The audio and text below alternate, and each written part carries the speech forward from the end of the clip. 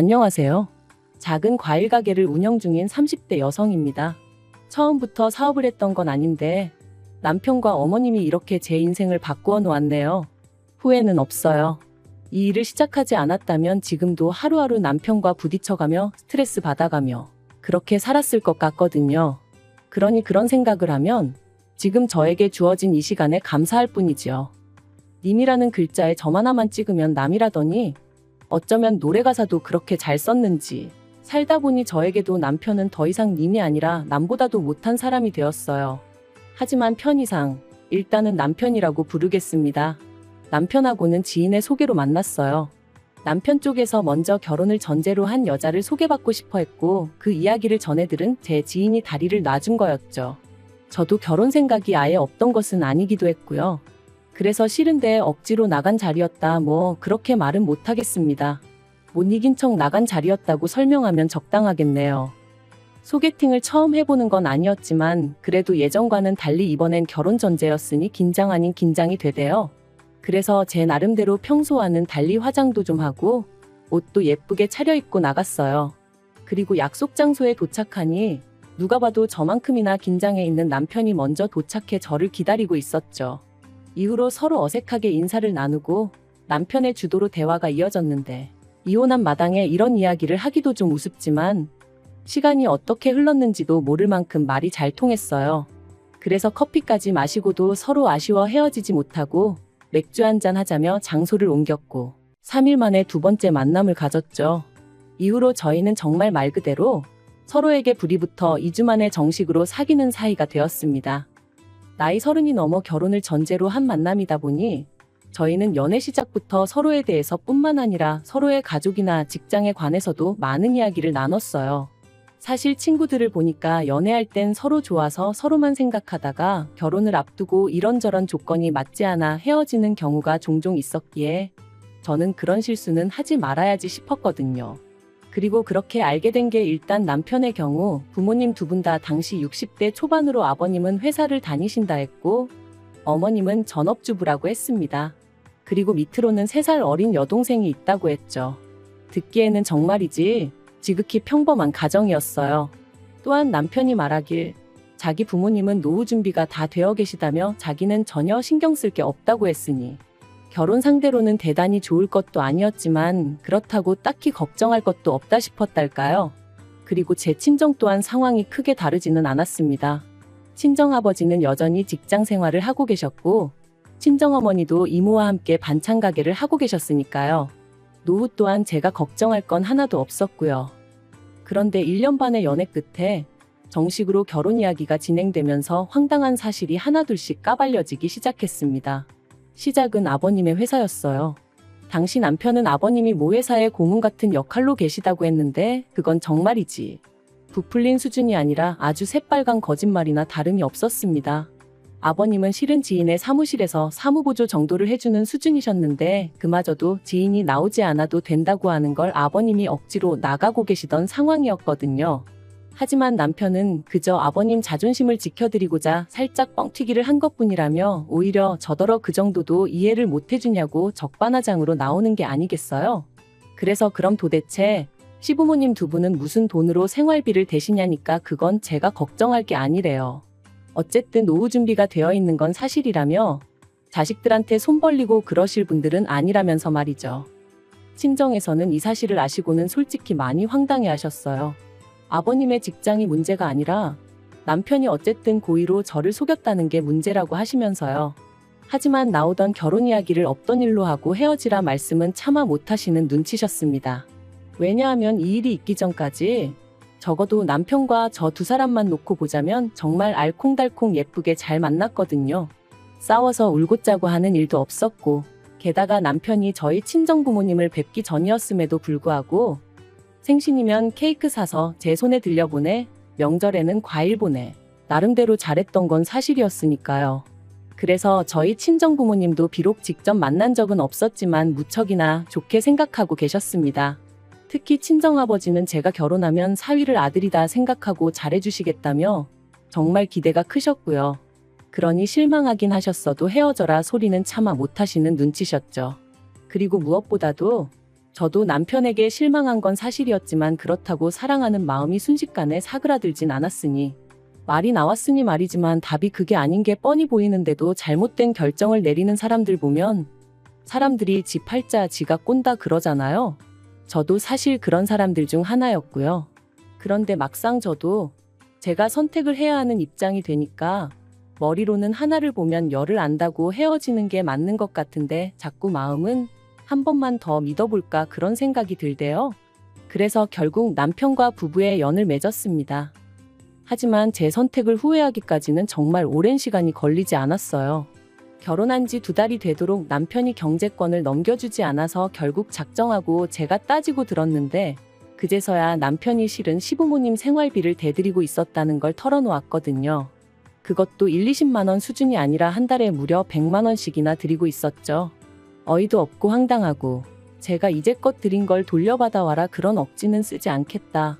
하지만 앞으로는 그렇게 못 드린다 했어요. 그런데 남편이 자기가 드리던 걸 안 드리면 당장 시부모님은 어떻게 살라는 말이냐며 그럼 제가 모시고 살 거냐고 뻔뻔하게 나오는 게 아니겠어요? 그래서 노후 준비 다 되어 계시다고 하지 않았냐. 자식들에게 손 벌리는 분들 아니라면서 이게 말이 되냐 하니.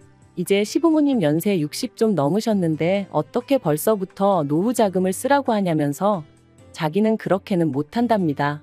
그럼 두 분 다 제대로 된 일자리라도 알아보게 하셔라.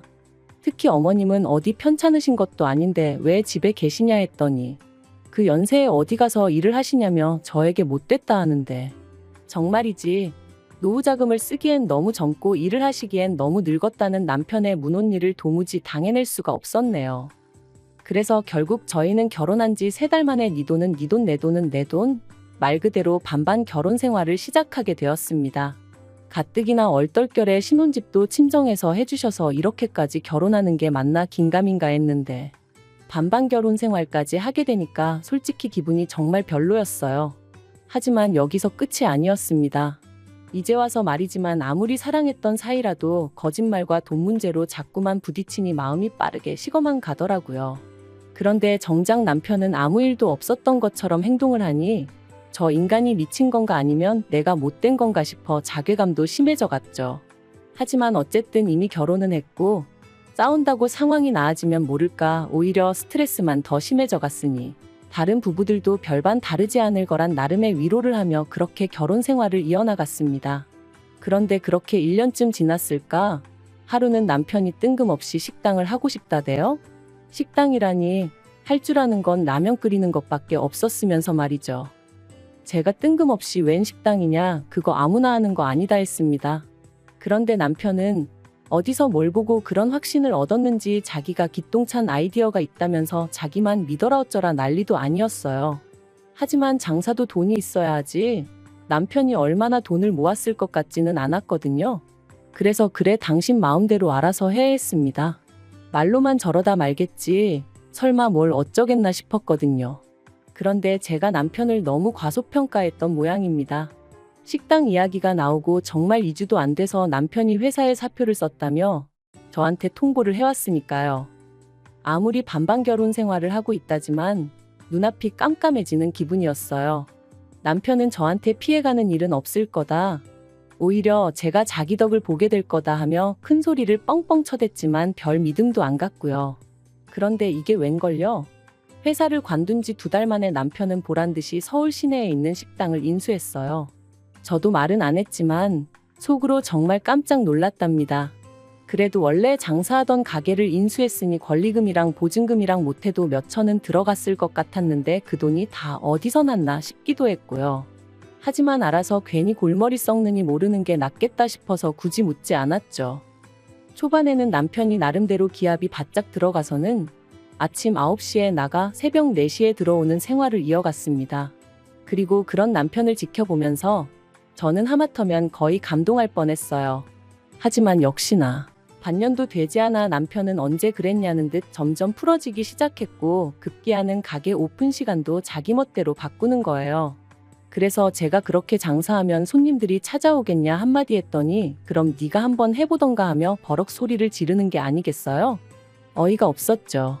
내가 지더러 장사하라 그랬나 괜히 멀쩡히 다니던 회사는 때려치고 왜 나한테 화풀인가. 사실 가게 열고 나서는 그래도 남편이 열심히 하는 게 안쓰러워서 생활비도 3번이나 안 줬는데 제가 아무 말 안 하고 그냥 넘어갔거든요. 얼마나 없으면 저러겠나, 못 주는 사람 속은 오죽하겠나 생각하면서 말이죠. 그런데 그런 저한테 미안해한다거나 고마워하는 기색은 없고 화풀이만 해대니 기도 안 차더라니까요. 그리고 급기야는 남편이 권리금이고 보증금이고 뭐고 모르겠다며 아주 배째라는 식으로 나오기 시작했습니다. 제가 미쳤다고, 한두 푼도 아닌데 그런 소리가 나오냐니까 저더러 네 돈도 아닌데 무슨 상관이냐는 거예요. 그런데 더 어이가 없었던 건 남편이 그렇게 나오자 어머님이 난리셨어요. 알고 보니 남편 가게를 차려준 게 어머님이셨거든요. 어머님은 무려 8천만 원이란 당신 돈이 들어갔다며 그 돈을 저더러 갚으라셨습니다. 제가 어이가 없어서 저랑 상의를 하고 남편한테 빌려주신 것도 아닌데 그 돈을 왜 제가 갚아야 하냐고 저는 못 갚는다 했어요. 그리고는 남편더러 당신 어머니 돈인데 아깝지도 않냐? 정신 차리라 몇 번이나 어르고 달랬지만 도통 들어먹지를 않대요. 그런데 그 무렵 안 좋은 일은 몰려서 온다더니 제가 다니던 회사가 부도가 났습니다. 언젠가부터 흉흉한 사무실 분위기가 마음에 걸렸는데 결국 사장이 직원들을 모아놓고는 미안하게 됐다며 더는 방법이 있네 없네. 그리고는 대부분의 직원에게 해고를 통보했죠. 직원들 몇몇이 이렇게 나갈 수는 없지 않냐며 법적으로 한번 붙어보자고도 했지만 그게 말처럼 쉬운 일도 아니고, 그래서 일단은 어떻게 상황이 진행되는지 알려달라 하며 저는 저대로 또 살 길을 찾아 나서야 했어요. 그리고 그런 와중에 남편은 하도 죽겠다며 사람을 보채대니 가게에 한번 나가봤는데 사실 그전까지는 자기 멋대로 결정하고 판 벌린 남편이 미워서 가게에 가본 적이 없었어요. 한창 남편이 열심히 하던 때는 방해가 될까 싶어 못 갔고요. 그래서 제대로 가본 건 그때가 처음이었는데 여길 왜 말아먹지 싶을 정도로 위치도 너무 좋고 한마디로 이해가 안 되는 거예요. 처음엔 당장 출근도 안 하겠다, 남편을 도와줄까 싶었어요. 하지만 정작 남편은 거의 포기한 상태로 무념무상인데 자칫하다간 저 혼자 독박 쓰게 생겼더라고요. 그래서 남편더러 정말 가게 접을 거냐 물으니 그럴 거라길래 그럼 나한테 팔라고 했습니다. 그러니까 남편이 그게 무슨 말도 안 되는 소리냐면서 팔고 자시고 할 게 어딨냐고 그냥 저더러 나와서 도와주면 되는 거 아니냐대요. 그렇게는 못한다 했습니다. 보나마나 당신은 나를 직원 부리듯 할 거고 어머님은 어머님대로 당신 돈으로 차렸다 하시며 온갖 생색을 내실 게 분명하다고. 그러니까 난 무턱대고 나와서 일 도와주고 그렇게는 못한다 했죠. 나한테 아예 전적으로 팔던지 아니면 접던지 당신 하고 싶은 대로 하라면서요. 그리고 저는 그렇게 어머님의 가게를 인수했습니다. 다만 저도 모아놓은 돈이 많던 건 아니었던지라 친정어머니에게 상의를 드리니 어머니가 당신이 인수하겠다 하셔서 저희 어머님 대 친정어머니 간의 거래로 이루어졌지요. 지금 생각해보면 저도 정말 무슨 깡으로 그랬는지 모르겠어요. 그런데 정말 가게 자리가 좋아서 조금만 신경 쓰면 잘 풀릴 것 같은 확신이 들었달까요? 그리고 나중에 듣기론 친정어머니는 어머니대로 제가 확신이 있으니 한번 밀어줘보자 싶으셨다대요. 그리고 그때부터 저는 정말 하루에 길어야 4-5시간을 자가며 가게 일에 몰두했습니다. 남편은 회사가 많은 동네니 무조건 술집을 해야 한다며 그 작은 공간에 빡빡하게 테이블을 밀어넣고 술을 팔았지만 일단 제대로 된 안주도 없지, 그렇다고 술이 싼 것도 아니지. 게다가 근처에는 이미 터줏대감처럼 자리 잡고 있는 괜찮은 술집들이 너무 많았거든요. 그래서 저는 과감하게 그 공간을 과일가게로 바꾸어 버렸어요. 저도 그랬지만 직장인들 대부분이 아침 먹을 시간도 없이 출근을 하는데 그럴 때 바나나라던가 사과 하나만 있어도 살 것 같거든요. 아무튼 나머지는 제 사업 비밀이라 더 말은 못하겠습니다만 과일가게로 바꾼 건 정말 신의 한 수였어요. 제 예상보다 훨씬 더 많은 손님들이 아침 출근길 때만이 아니라 점심때 찾아오기도 했고 또 자취하는 직장인들도 많이 찾아왔거든요. 그래서 어떤 날은 과일이 없어서 못 파는 날도 있었다니까요. 그리고 그렇게 저는 단 1년 만에 친정어머니에게 빌린 돈을 모두 갚았을 뿐만 아니라 제 차도 뽑았는데 그걸 보고 남편이 어지간히 배가 아팠던 모양입니다. 참고로 이 무렵에는 남편이 역시 공무원이 제일이라며 공무원 공부를 하고 있었고 자기가 부담해야 할 생활비도 하루 이틀 밀려주기가 일쑤였던지라 따져보면 못해도 3분의 2는 제가 부담했을 거예요. 하지만 여기까지는 그래도 어쨌든 제 남편이니 이해하고 안고 가려고 했습니다. 그런데 그런 제 마음도 모르고 하루는 어머님이 제 과일 가게에 찾아오셔서는 남편에게 다 들었다며 제 가게를 내놓으라시대요. 처음부터 자기가 제 꼼수에 넘어가 안팔 가게를 팔았다면서 말이죠. 황당하고 어이가 없어서 그게 말이 되냐 했습니다. 정당하게 값 치르고 제가 인수한 제 가게니 억지 쓰지 마시라 했고요. 하지만 어머님의 억지에 이어 남편까지 저를 달달 볶기 시작했어요. 급기야는 한다는 말이 너는 이제 나름대로 노하우도 있고 그러니 어디 가서 새로 열어도 잘할 수 있지 않냐면서 자기도 자기지만 어머님이 저 때문에 얼마나 소가리를 하시는지 아느냐고 며느리가 돼서는 그러면 안 된다나요? 그리고는 며느리도 자식인데 어머님한테 효도는 못할 망정 이건 어머님 노후를 가로챈 거나 마찬가지네 어쩌네. 또 뭐라더라 자기가 언제까지 이렇게 공부를 해야 하냐. 자기도 집안에서 존경받는 가장이고 싶다. 아무튼 말도 안 되는 소리를 끝도 없이 늘어놓는데 언제까지 들어줘야 하나 미치겠더라고요. 한편 어머님과 남편이 아무리 뭐라건 제가 들은 척도 안 하니 둘 다 방법을 바꾼 건지 한다는 소리가 제대로 된 보상을 해달라대요. 그리고 그 보상은 바로 현찰 1억이었죠. 뜬금없이 무슨 1억이냐 말도 안 된다 하니 어머님이 말씀하시길 그 가게를 저희 남편이 계속 붙잡고 있었으면 1년에 1억이 아니라 2억을 벌었을지도 모르지 않냐면서 앞으로도 매년 1억씩 달래요. 기도 안 차서 어머님 아들이 말아먹을 뻔한 거 제가 살려놓은 거 모르시냐니까. 사람이 살다 보면 슬럼프가 올 수도 있는 건데 그걸 기다려주지 못한 제 잘못이랍니다. 그리고 남편은 가만히 있었으면 제가 이혼까지는 생각하지 않았을지도 모르겠어요. 하지만 입만 살아가지고 어머님 옆에 딱 붙어서는 엄마 말이 맞다는 둥, 제가 너무한다는 둥, 너는 우리를 가족으로 생각을 안 하는 거냐, 그렇게 악착같이 니 거 내 거 따져야겠냐? 정말 해도 너무한다 싶더라고요. 그래서 제가 남편하고 이혼을 하면 했지 가게는 못 넘겨준다 아주 딱 잘라 말했습니다. 그리고 그 말 한마디를 어머님은 아주 그냥 너 잘 걸렸다 싶으셨는지 꼬투리 잡아 돈독이 올랐느니 어쩌니 하시더니 남편더러 이혼해라 이혼해 그러시는 거예요. 아마 저를 겁주려는 게 아니었나 싶은데 저도 약이 오를 대로 올라 있었는데 그런 말이 뭐가 무서웠겠어요? 그리고 역시나 제가 눈 하나 깜짝하지 않으니 어머님하고 남편이 더 당황해 하더라고요. 그리고 저는 결국 지인을 통해 이혼 전문 변호사를 소개받았고 남편에게 이혼소장을 보냈습니다. 살살 어르고 달래서 협의 이혼을 할까 그 생각을 안 한 것도 아니었지만 아무래도 금전적으로 걸고 넘어질 게 분명해서 처음부터 깔끔하게 짚고 넘어가야겠다는 생각이었거든요. 아무튼 이후로 1년간의 지리한 싸움 끝에 저희는 완벽하게 남남이 되었어요. 어머님은 그런 와중에도 끝까지 위자료로 1억을 받아야 한다며 헛소리를 하셨는데 오죽하면 나중엔 남편 쪽 변호사가 그런 어머님한테 짜증을 다 내더라니까요. 그리고 이후로 저는 과일 가게를 하나 더 오픈해 지금은 비교적 덜 바쁘고 더 여유로운 생활을 즐기고 있습니다. 친정어머니의 서포트가 없었다면 아마 지금의 이 생활은 결코 누릴 수 없었을 테지요. 그래서 지금도 열심히 노력한 제 자신보다도 시작할 수 있는 용기를 주셨던 친정어머니에게 더 감사한 마음뿐이에요. 남편 소식은 원치 않아도 말 많은 지인 덕분에 조금씩 듣게 되는데 여전히 공무원 시험 공부를 하는 중이랍니다. 저희가 살던 집이 친정어머니 명의의 집이었다 보니 남편은 시댁으로 다시 들어갔는데 공부를 집에서 하는 통에 어머님도 신우도 죽을 맛인가 보다며 아주 지인이 혀를 차더라고요.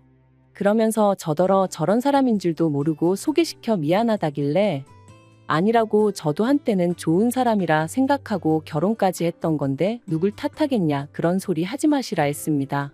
지금도 남편과 연애하던 시절을 생각하면 그리운 기억도 있고 솔직히 좋은 기억이 정말 많아요. 하지만 연애랑 결혼은 정말 다르다는 걸 이번 결혼 생활을 뼈저리게 느꼈네요. 왜 어른들이 그래서 양가 식구들도 살펴야 하고 가풍도 봐야 하고 수준이 비슷해야 한다고 말씀하시는지도 알게 되었고요. 아무튼 비싼 값 치르고 인생 공부했다 생각합니다. 아무것도 남지 않은 건 아니라 다행이라고 해야 할까요? 과거에 연연하지 않고 누군가를 너무 미워하는데 제 인생을 낭비하고 싶은 마음도 없어요. 지금처럼 앞으로도 저와 저를 응원해주는 사람들에게 감사하며 하루하루 열심히 살겠습니다.